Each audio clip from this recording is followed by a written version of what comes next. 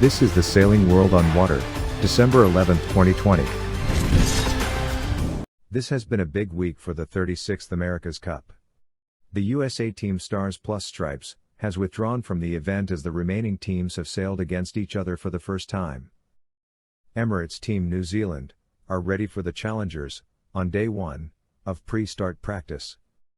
Super Maxi Infotrack defeats Blackjack in the Grinders Coffee SOLAS Big Boat Challenge. Jeremie Beyou CHARAL restarted the race 9 days after the start gun.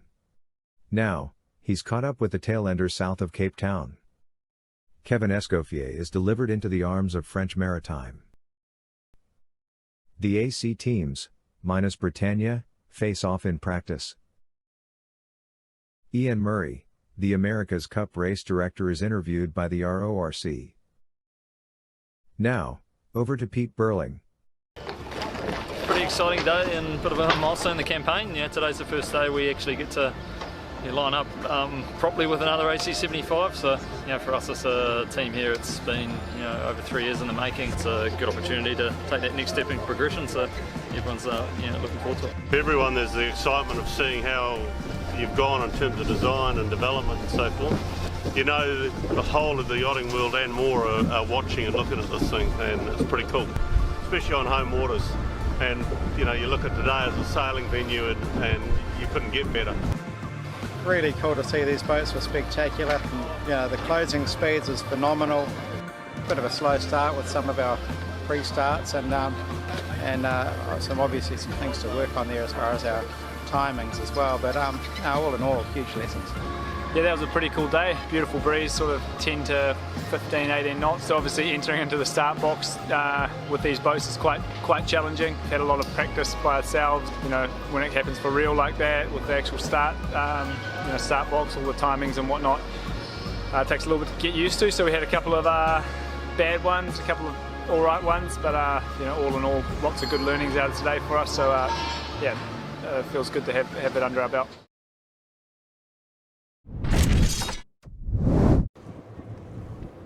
Infotrack owner Christian Beck and his crew continue to firm as the ones to beat for line honours in this year's Rolex Sydney Hobart Yacht Race, after they produced a near-perfect performance to win the 2020 Grinders Coffee SOLAS Big Boat Challenge. Just don't try telling Infotrack's Tony Mutter that. He will flatly reject the notion. Infotrack was first across the line in 52 minutes, 35 seconds. In second place was Peter Harberg's Blackjack from Monaco in 53 minutes, 29 seconds. Third was the David Griffith-owned Whisper in 1 hour, 5 minutes, 59 seconds, while fourth was Sean Langman's Moneypenny in 1 hour, 7 minutes, 22 seconds. Moneypenny twice had issues with their spinnaker, allowing the smaller Whisper to sail through her on the second lap of the course. But asked if the win and their win in last weekend's Cabbage Tree Island race had a bearing on their Rolex Sydney Hobart odds, Infotrack's Mutter said, "We obviously like where we have been going so far." But no, the answer is no. We know that we have an incredible competitor in Peter Harberg and Mark Bradford, Blackjack's skipper. We think it is going to be a real hard ask for us to beat them to Hobart. It is going to be one hell of a match race. Pressed on his crew's confidence for the Rolex Sydney Hobart after the win, Mutter said, "It's a great feeling for the team. It reinforces all the hard work that the guys have been doing. But we can't let it go to our heads. Their team is an immaculately prepared team and we are somewhat different. We just don't have the resources to emulate that. We have enough stuff to be able to compete with these guys. If we get the right conditions, we are in with a chance. We are just hoping we get at least a dead even wind speed. As you saw out there today, we had a fantastic race, and we had a fantastic race at Cabbage Tree with these guys within sight of one another, which is always good. We're looking forward to the battle." Asked about Mutter's view that Blackjack is better resourced, Bradford replied, "What both boats are running off the back of is, last year was a really competitive Hobart. I think both boats were prepared to a reasonably high level last year, and with this COVID thing, it was about digging back into the boat and getting out of the mothballs. The timing of that probably shows up in the appearance of it," he continued. "They have a pretty well-resourced team. We have a huge amount of respect for them.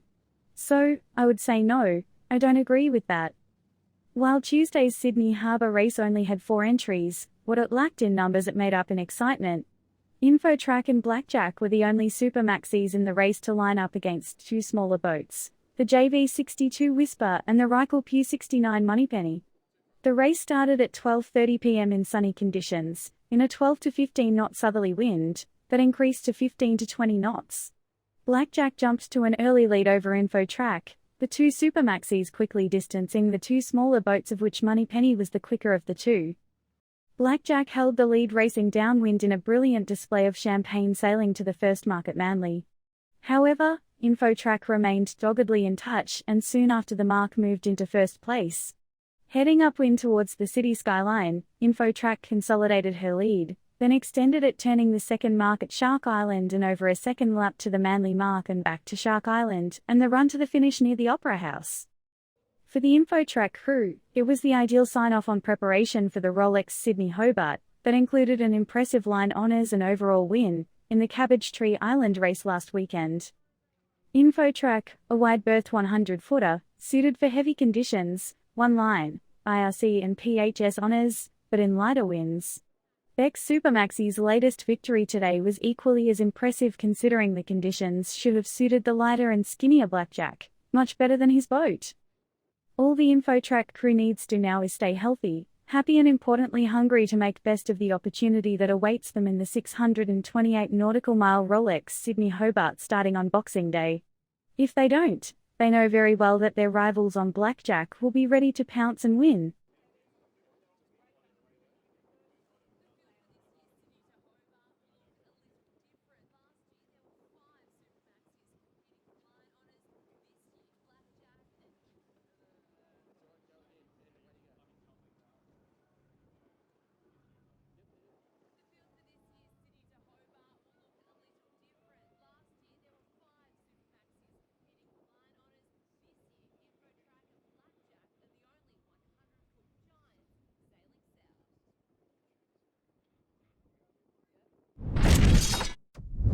Jeremie Beyou CHARAL restarted the race 9 days after the start gun.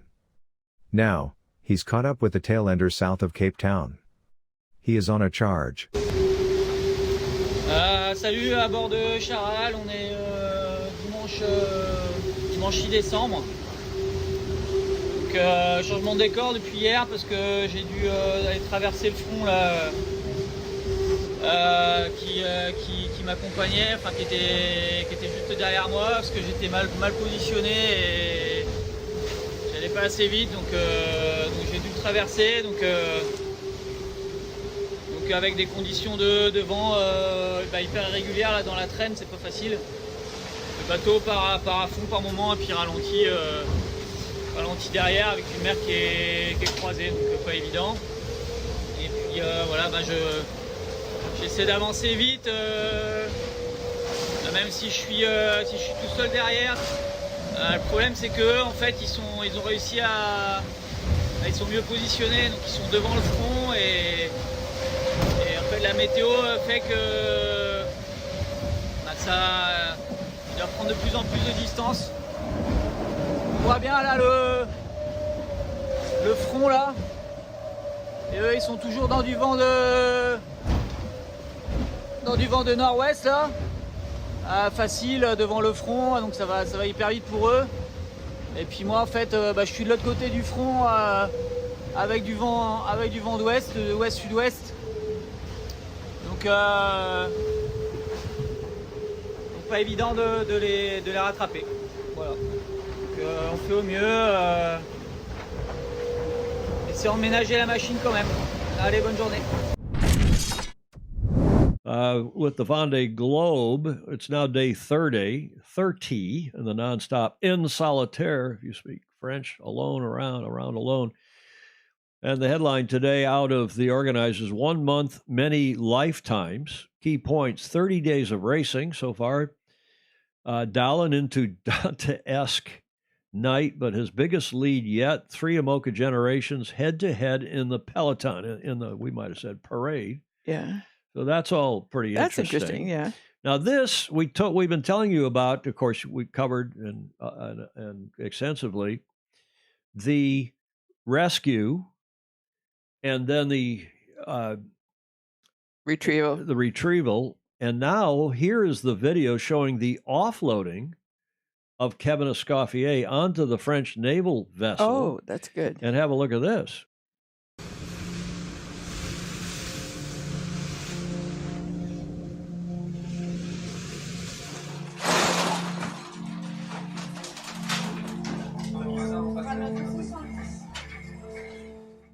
Voilà Kevin qui enfile sa TPS pour se mettre à l'eau. Donc voilà, il est arrivé comme ça, il repart comme ça. Il manque à Hubert, Je vous confirme un contact visuel. Voilà le F732, le Nevos. Pour le laissant sur mon tribord pour mettre l'embarcation à l'eau. À droite 10. À droite 10.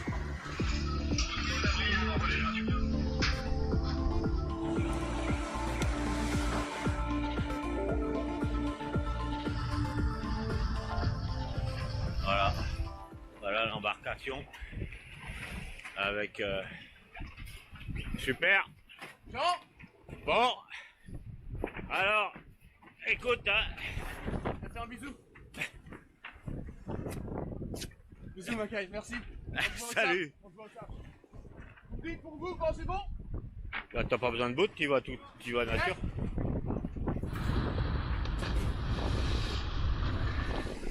Et voilà. Allez, bon courage. Ok, merci. Donc voilà. Je vais refaire autre. Ok, à plus.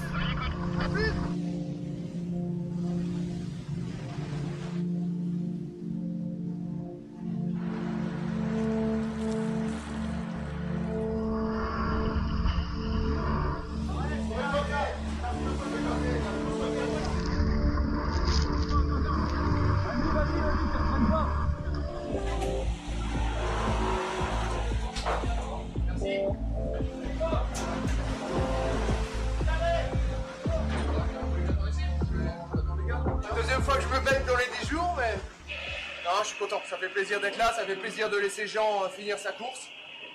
Et tout est bien qui finit bien parce que c'est pas toujours simple. On voit même que le créneau là, on a pile poil l'éclaircie pour nous, mais c'était pas gagné.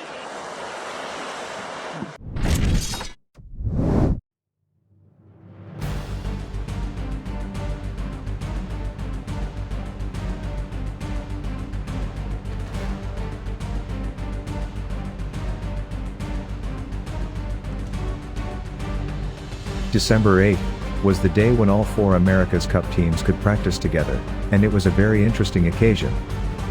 Firstly, the Ineos Team UK and Luna Rossa hookup was a non-event, as the Brits had problems and left the course to be towed home, slowly. Emirates Team New Zealand then filled in for them, against the 2-helmed Italians, who had Jimmy Spithill on the starboard wheel, and Francesco Bruni, on the port. We wonder if others will follow this practice?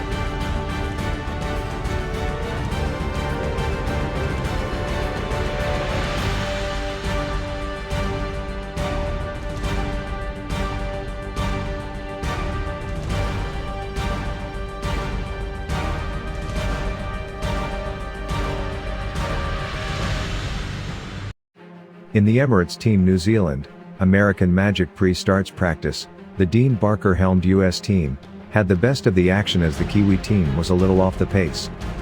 But, in the end, Peter Burling showed his talent and came out ahead, pointing higher and moving faster. Our footage shows graphically just how far these boats have come, and the defense team are showing just how far they have progressed. At the start of the day, the wind was in the top range, and it gradually dropped during their practice.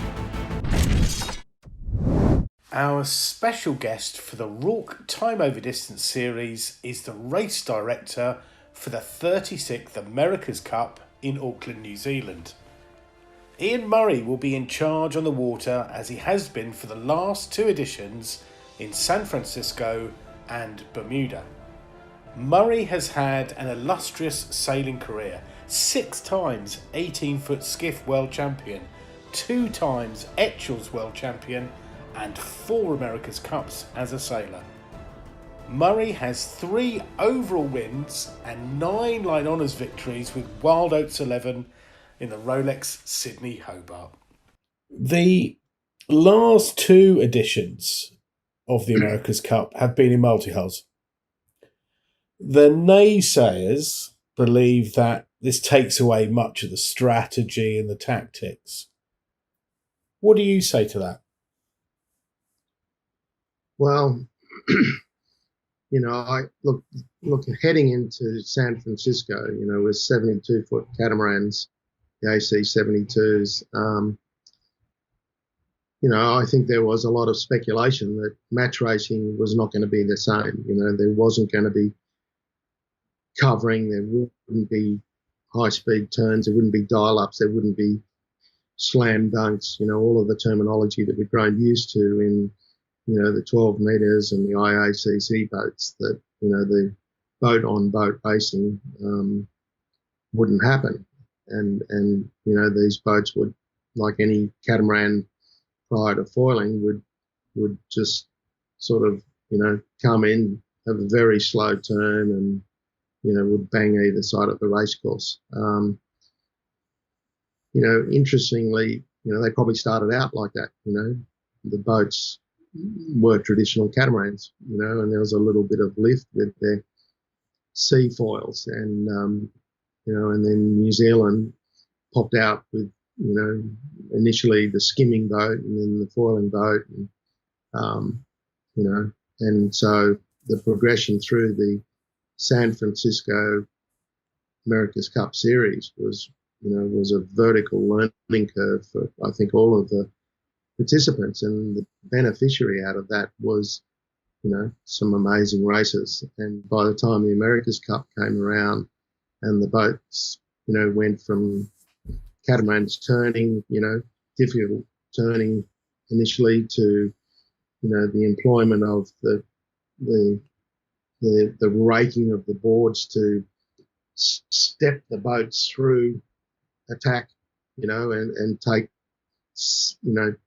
many seconds out of attack, into then actually skimming to foiling and then foiling to foiling tacks, all of what happened in the Cup. And as soon as, the boats went to foiling tacks, the catamarans were tacking faster than any monohull.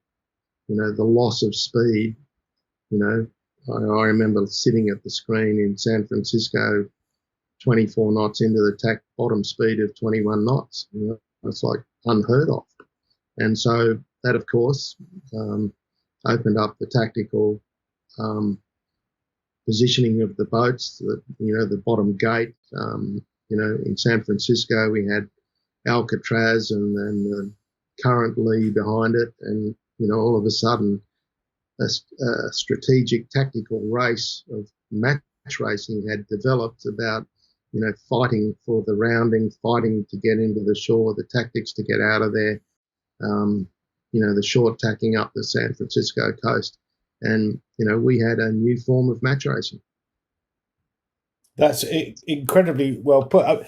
From a race management perspective, you're saying that effectively VMG was surprising. Did you have to alter the length of the course, the width of the course, to match that change in the anticipated speed? Yeah, look, we're from a race management point of view, we're given sort of target lengths to the course. Target length for the upcoming course is 25 minutes. So, we'd like to get 2 boats finishing right next to each other at somewhere in the 24-minute range. So having the ability to control the racecourse, position it accurately, make amendments to the racecourse during it. So having a great crew on the marks, picking them up, moving them around, making sure they're aligned with the wind, adjusting the length to get to our target race time is all part of, race management. That has become, very challenging in Sail GP where, you have to run a race to within 30 seconds because, that's the provision of a very tight TV schedule and to keep the racing proper and do all of that, it keeps you on your toes. And, in Sail GP when a lap of the course might only take 5 minutes to make all of those changes and bring it home, move things around and to do it is, you as a race manager and the crew that support you, you are high speed dancing. Wow. I hate to leap over Bermuda here, but I think what you're saying is really interesting for the 36th edition in Auckland. Can you tell us, I'm sure, there's some weather experts out there that can answer this, so it's in the public domain. What sort of wind range are you expecting for the 36th America's Cup? Well, we've all, experienced Auckland a lot. And, you might remember back to, my part of our early discussion today was me coming home in the last race in 30 plus knots of northeast breeze and strong outgoing current, which was effectively where course C will be the main course for the America's Cup will be held. That's where we sailed 18 footers back in 1977. So we return. The public will be on North Head and everything. The predominant breezes in Auckland are northeast and southwest, probably more southwest than northeast. The northeast is, will probably come later. But we also saw back in the IACC boats, I think there was a record run where there was no wind or too much wind and no sailing. So, it's a volatile part of the world. It's not dissimilar to Bermuda. It's a relatively small land mass, down here in the roaring 40s. And, what's coming across the ocean is a big part of what we get. Obviously, there's localised sea breezes and bits and pieces. So, I think it's recognised that the sailing down here is great. It's produced a lot of unbelievable sailors and everything. So, we're probably going to race between 7 and 23, 24 knots of wind. And we can get that from pretty much most directions. We had the 49er Worlds and the NACRA Worlds down here last year in November 2019. And there was a big variety of conditions. So I think, like Bermuda, I think teams need to be prepared for everything down here. See the full Iain Murray interview at RORC.org or our website, boatson.tv.